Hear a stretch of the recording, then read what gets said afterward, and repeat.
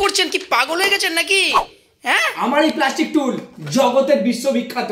ও, আমার এই প্লাস্টিক টুলের দাম শুনে আপনাদের হয়তো ফেটে যেতে পারে, কিন্তু এই টুল কখনোই ফাটবে না।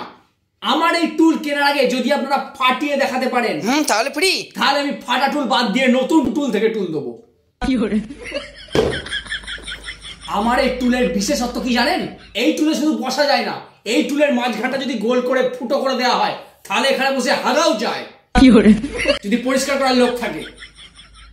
আর আমার এই টুলের মাঝখানে এই যে ফুটোগুলো রাখে, কেন রাখে জানেন? জানি না তো। হ্যাঁ, কেন রাখে বলুন তো? আমিও জানি না, কোম্পানিকে মেল করেছি, দেখি যদি গালাগাল ছাড়া উত্তর দেয় তাহলে উত্তর আপনাকে বলবো। সত্যি টুলের মাঝখানে আমারও ছোটবেলা থেকে প্রশ্ন যায়। ছোটবেলা থেকে আমারও একটাই প্রশ্ন মনে, ওই জন্য আমি টুলের ব্যবসায় এসেছি, বিভিন্ন জিনিস জানবো বলে। দাদা, এটা কিরকম টুল? আমার এই টুল মোটা প্লাস্টিকের পাতের তৈরি, যাকে এমনি ভাঙা যায় না।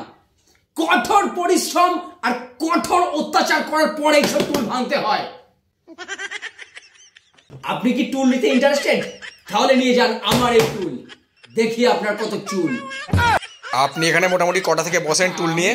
নর্মালি এখানে প্রতিদিন আমার 10টায় বসার কথা, কিন্তু আমার 11টা হয়ে যায়, কারণ আমি বাড়ির টুলগুলো আগে ভাঙি, তারপরে আসি এখানে ভাঙতে।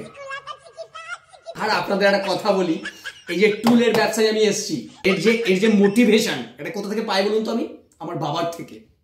কারণ ছোটবেলায় আমার বাবা যেভাবে আমাকে তুলে আছাড় মারতো, সেইভাবে আমি তুলে আছাড় মারবো এগুলোকে, তাও ভাঙবে না আমার হাত।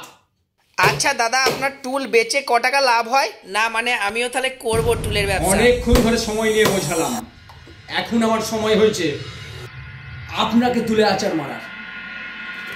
শালা টুল কেনার নাম নিয়ে আলবাল প্রশ্ন। ঠিক আছে, অন্য ব্যবসা করবো।